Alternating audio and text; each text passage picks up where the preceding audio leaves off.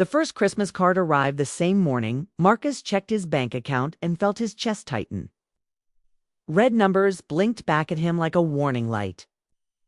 Rent was paid, groceries were thin, and December had only just begun. Still, the card smiled up at him from the kitchen table. "Can T wait to see what you've got everyone this year?" Signed with glitter and cheer.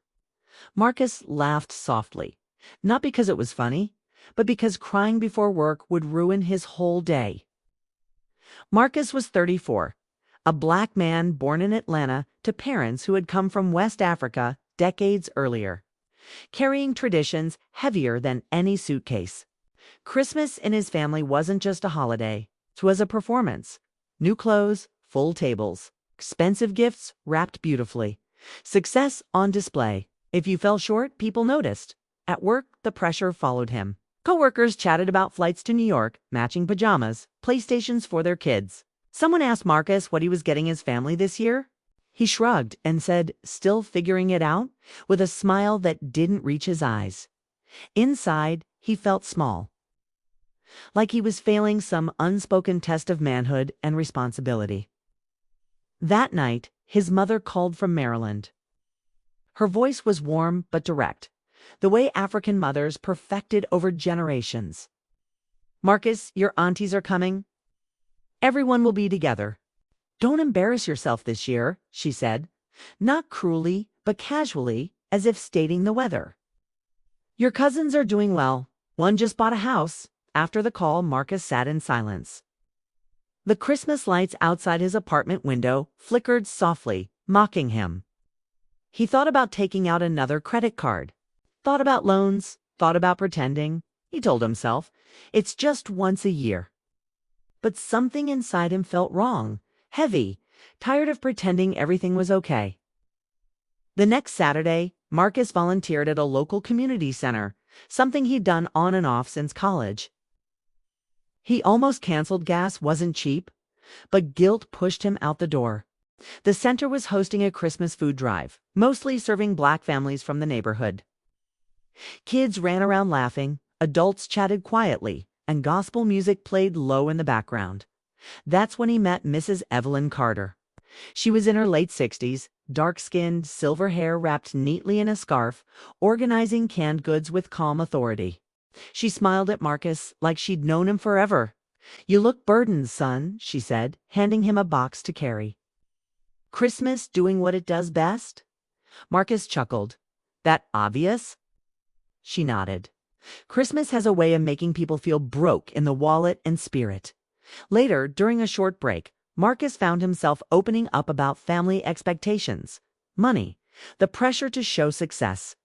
Mrs. Carter listened without interrupting, eyes steady, understanding deep. When he finished, she said, "Let me tell you something my grandmother told me back in Mississippi. If Christmas makes you lie about who you are or what you have, you're celebrating fear, not faith." Marcus swallowed. The words hit harder than he expected. Mrs. Carter went on.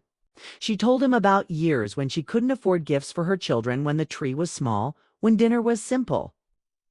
"But my kids still remember laughter. They remember safety. They remember love. Not the price tags," she said.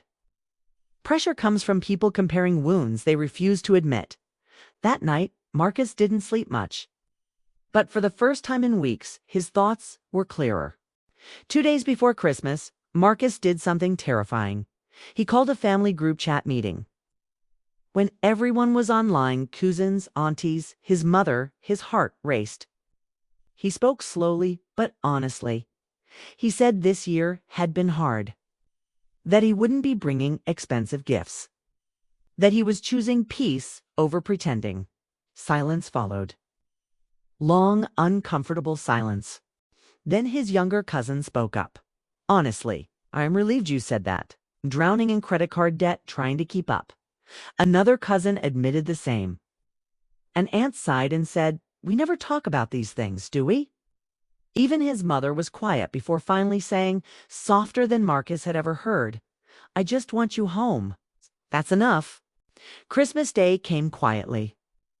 Marcus arrived with one modest gift per person, thoughtful and simple. No designer bags. No flashy boxes. The table was full but not extravagant, yet something felt different. People talked more, laughed more. Phones stayed down. No one competed. Later that evening, Marcus stepped outside into the cold air. Snow fell lightly, dusting the street in white. He felt lighter too, free. He realized then that Christmas pressure only survives when people are too afraid to tell the truth. And the truth, especially in communities that have carried generational struggles, not weakness, it's power. So before you fall for any Christmas pressure, remember this: love does not come with a receipt. Your worth is not measured by gifts, outfits, or appearances. And the bravest thing you can bring to any tables, especially during the holidays, is honesty. Because the richest Christmas isn't the one that looks good to others. It's the one that lets you breathe when the day is over.